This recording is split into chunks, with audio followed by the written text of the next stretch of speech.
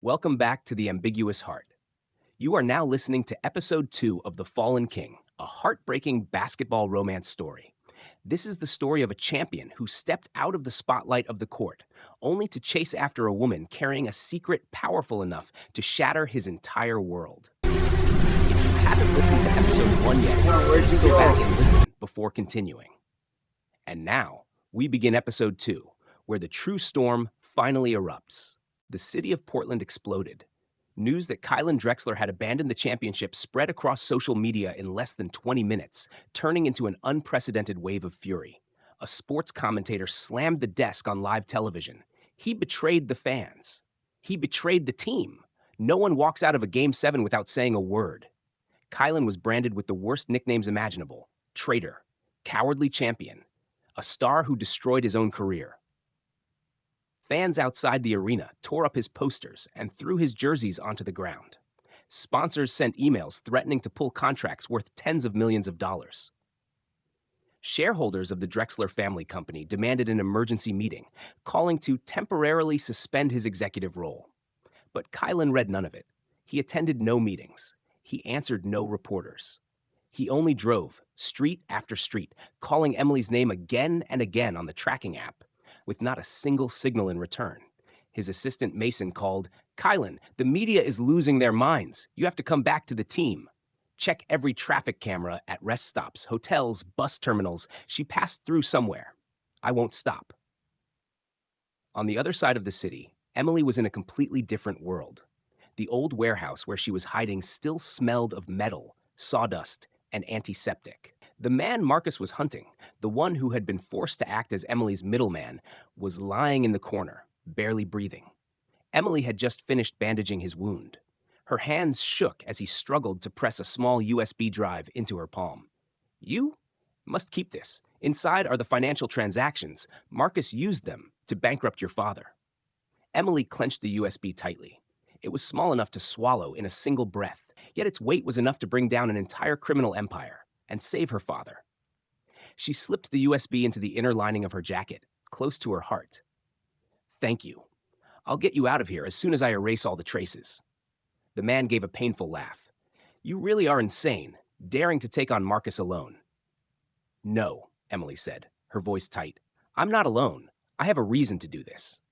If Kylan knew, he would charge straight into danger again, just to protect her. She couldn't let that happen. As the sun began to rise, Emily helped the man escape Portland through a cargo truck route, the only path Marcus had not yet fully secured. She stood and watched the vehicle disappear onto the highway. She had saved a life, and she had obtained the first missing piece in the most dangerous game of her life. Pulling her cap low over her face, Emily melted into the morning crowd. She didn't know that, on the other side of the city, Kylan was standing in front of a sea of protesters, surrounded by hundreds of reporters amid furious shouting, while in his heart there was only one question. "Emily, what are you running from that I don't know?"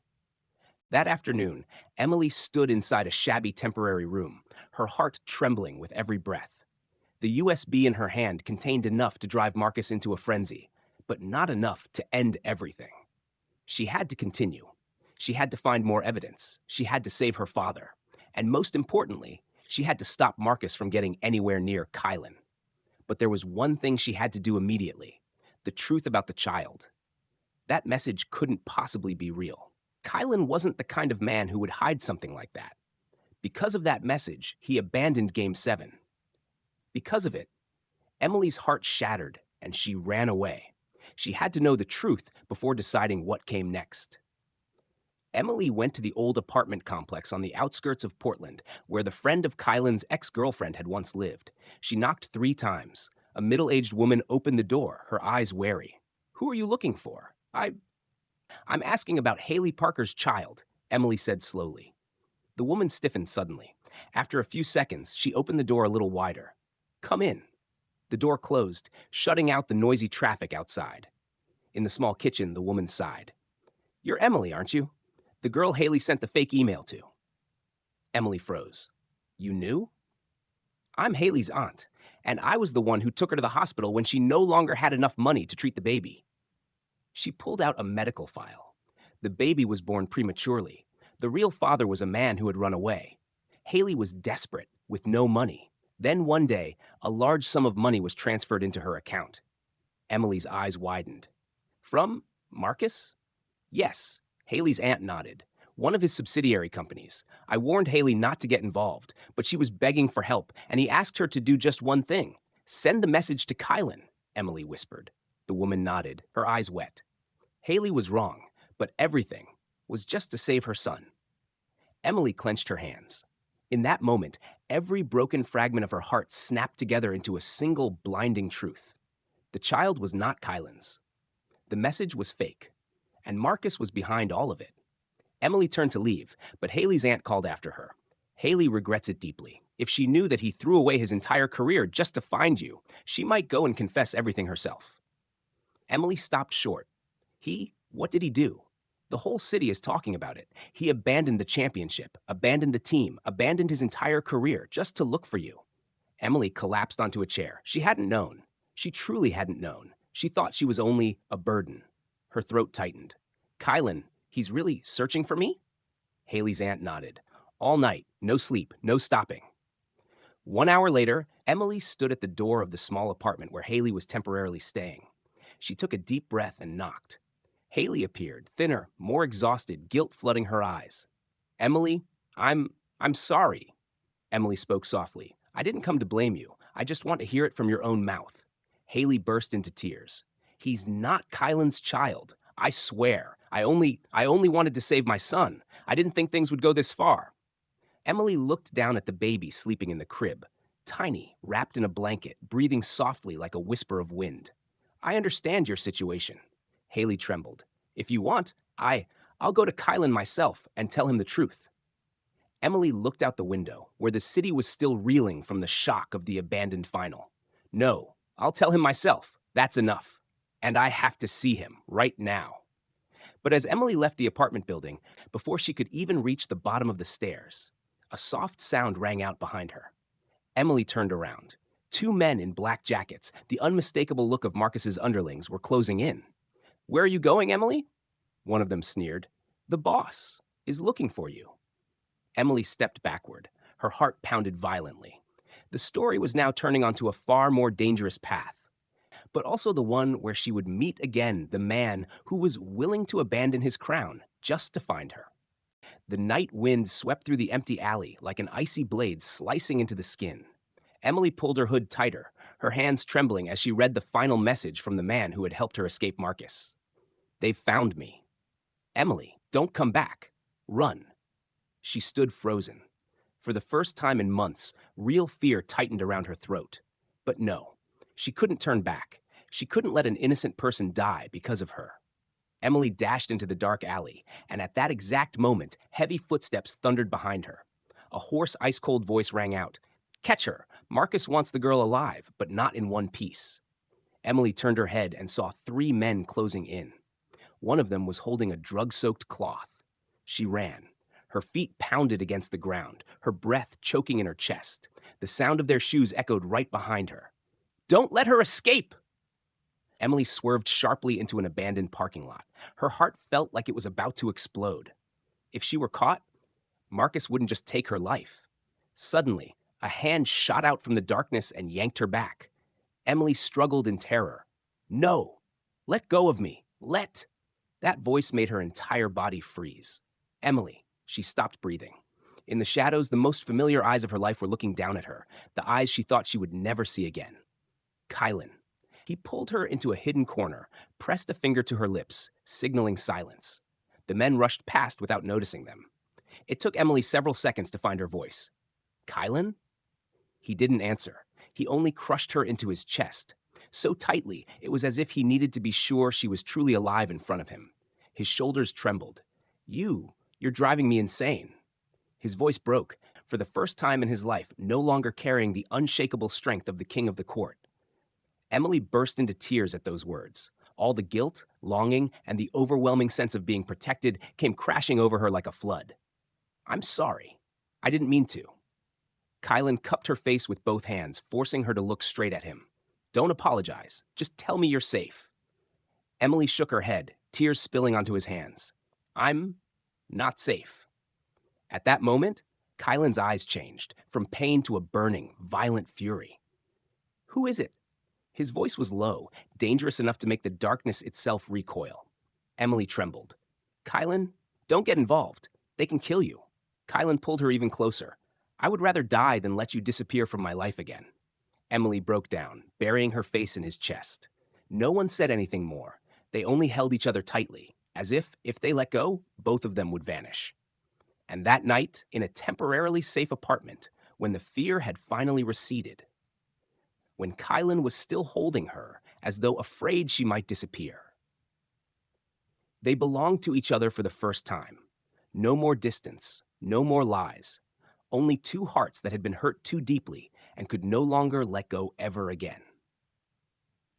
You are listening to the story on the ambiguous heart. If you find this story captivating, don't forget to subscribe to the channel so you won't miss the next parts. The morning after that fateful night, early sunlight filtered through the thin curtains and fell across Emily's face. She opened her eyes and saw Kylan sitting beside the bed, his back against the wall, his eyes fixed on her as if he dared not blink. He was exhausted, but he hadn't moved an inch. Last night, you abandoned me again. His voice was hoarse, yet his gaze softened the moment he saw her awake. Emily pulled the blanket closer, her heart tightening. I didn't want to drag you into this. Kylan leaned down, placing his hand on her cheek. You are the only thing I want to be dragged into. That sentence shattered the last line of defense in Emily's heart. She forced a smile, but tears that slipped down anyway. I have something to tell you. Her hand gently tightened around his wrist and guided him to rest it on her flat belly. Kylan froze, one heartbeat, then another. The whole world fell silent. Emily? His voice was barely able to form the word. She nodded softly, her breath trembling. I'm pregnant. It's your child. Kylan covered his face for a few seconds, not from shock, but from a sudden, overwhelming happiness after so many dark months. Then he pulled her into his arms, holding her so tightly, Emily could hardly breathe. Thank you, my God, thank you. Emily laughed through her tears, clutching his shirt. In that moment, she thought, maybe all the suffering had been worth it. But happiness never lasts long.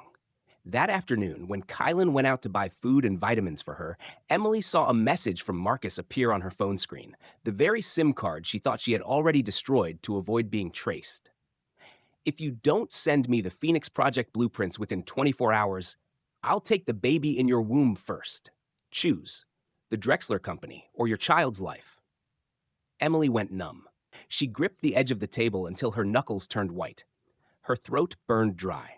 No. Marcus couldn't be allowed to know she was pregnant. If he knew, he wouldn't just use the baby as leverage. He would erase both mother and child completely. Emily trembled so violently the phone slipped from her hand and crashed onto the floor. She wondered, how long had Marcus been watching her? Did he already know she had met Kylan again? Had he somehow even found out about the baby? Her heart felt crushed in an invisible fist. She couldn't let Kylan know. She couldn't let him get dragged in. Marcus wanted the data, but if Emily sent the documents, she would personally destroy Kylan's career with her own hands. She hugged her stomach, sank to the floor, gasping for breath. What am I supposed to do now? That evening, Kylan returned with bags full of food and vitamins. Seeing Emily curled up on the bed, her eyes red and swollen, his worry instantly flared. Are you in pain anywhere? I'll take you to the hospital. No. Emily shook her head quickly, forcing her breathing to steady. I'm just scared. Kylan sat down, pulled her into his arms, his large hand gently patting her back. You don't have to be afraid anymore. I'm here now. Emily bit her lip, her hands clutching tightly to his shirt. He didn't know that because of him, she could no longer stay. If she stayed by his side, Marcus would never stop. The more she loved him, the more she had to leave. Kylan placed his hand on her belly, his eyes so warm it hurt to look at. You've given me the most precious thing in my life. I will protect you and our child, at any cost. Emily closed her eyes, a single tear slipping free. Because of that sentence, she became absolutely certain of one thing. She could not keep betraying him. She could not let him lose everything because of her. She could not allow Marcus to use the baby as a weapon. She had to stop. She had to fight Marcus. And to do that, she had to leave Kylan. Night fell swiftly. The penthouse was unnaturally silent. a kind of silence that nearly suffocated Emily.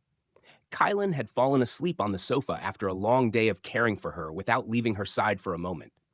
His hand was still resting on her belly, as if letting go for even 1 second would make her disappear. Emily stood there, quietly watching him. The warm yellow light cast over the face of the man who had sacrificed everything for her. The man who gave up his title, his career, his historic championship game, just to find her. Emily lifted her hand and traced the line of his cheek. "I'm sorry." The words escaped only as a breath. She leaned down and pressed a soft kiss to his forehead, so light like a farewell she would never be allowed to say. The next morning, Kylan woke with a rare smile. He reached out beside him. Empty. Cold sheets. No Emily. He bolted upright. Emily? No answer. In the bedroom. Empty. In the kitchen? Empty. In the bathroom? Empty. His voice echoed through the penthouse, answered only by chilling silence.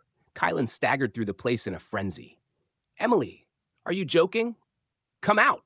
But the more he called, the deeper his heart sank into a hollow he knew all too well. The first time she left, he had lost everything. This time, he wasn't sure he would survive it. Emily, at that very moment, was standing at a suburban night bus station. Cold wind sliced through her thin clothes, sending a faint shiver through her body. In her hand was not a suitcase, only a small bag with the bare essentials. Beside her stood a pale blue cradle. Inside, a newborn stirred softly, tiny hands grasping at the air as if searching for its mother's warmth. Emily bent down, trembling as she adjusted the blanket around her child. "My love, I'm sorry." She placed inside the cradle a silver bracelet engraved with the name Drexler, the first gift Kylan had given her when he learned she was pregnant. Then she placed a folded note beside it, her handwriting shaky but clear. "Let your father love you with all his heart. You belong to him. Your mother does not." Tears streamed endlessly, not because she didn't love her child, not because she didn't love Kylan, but because staying would mean Marcus would track her trail, endanger the baby's life, force her to keep stealing documents, and destroy Kylan's entire career once again. If Kylan ever found out she had once been Marcus's spy, he would collapse. If Marcus learned she had stopped providing information, the baby would be his first victim. Only if she left would anyone still have a chance to live. Emily knelt down, clutched the cradle for a long time, and kissed the baby's forehead. "You must live. You must be safe. Kylan will protect you better than I ever could." A bus pulled in. The doors opened. Emily wiped her tears, drew in a deep breath, and stood up. She didn't look back. She couldn't look back. She stepped onto the bus, the doors closed, and the bus disappeared into the night, carrying a mother who was tearing her own heart apart. At the same time, Kylan was running like a madman toward the building's security cameras. On the screen, a single image nearly brought him to his knees. Emily standing beside a small cradle, bending down for a long time, kissing the baby one last time. Then she stepped onto a bus and vanished from the frame. Kylan's body went numb. He pressed his hand against the screen, his voice breaking. "Emily, what did you do?" A faint cry behind him snapped him out of the shock. Kylan turned around. In the center of the lobby was the cradle, was his child, rosy cheeks, two small hands reaching into the air as if searching for its mother. Kylan walked forward slowly, as if one step too hard might shatter the entire world. He knelt down. The baby wrapped its tiny hand around his finger, and in that exact moment, Kylan's heart completely collapsed. She was gone, for the second time, leaving behind nothing but a child and a love torn to pieces. Kylan stood alone in the vast lobby, holding the newborn baby in his arms. The tiny hand clutched tightly onto his shirt, as if the child, too, was afraid of being abandoned once again. But the one who left was the very person he loved the most. Kylan looked at the revolving door, still carrying the fading trace of wind from the bus Emily had taken. His voice fell into the sleeping city like a silent vow. "Emily, I will find you, even if you run to the ends of the world." Outside, the night remained dark. But for Kylan, a new chapter was opening. The chapter of a father, a man of loss, and a warrior who would never accept defeat. Thank you for listening to episode 2 of The Fallen King, a heartbreaking basketball romance story. If this story touched your heart, don't forget to subscribe to The Ambiguous Heart. Turn on the notification bell so you won't miss any episode of this drama-filled series of love and secrets. See you in episode 3 The King Who Fights Back. In the next episode, Kylan raises his child alone, yet never gives up on searching for Emily. Emily investigates Marcus's secrets and steps deep into a deadly battle. A new character appears, the one who holds the key to bringing down the Kingpin. And when Kylan and Emily face each other for the third time, will love be strong enough to forgive everything? See you in episode 3. Thank you for walking with the ambiguous heart.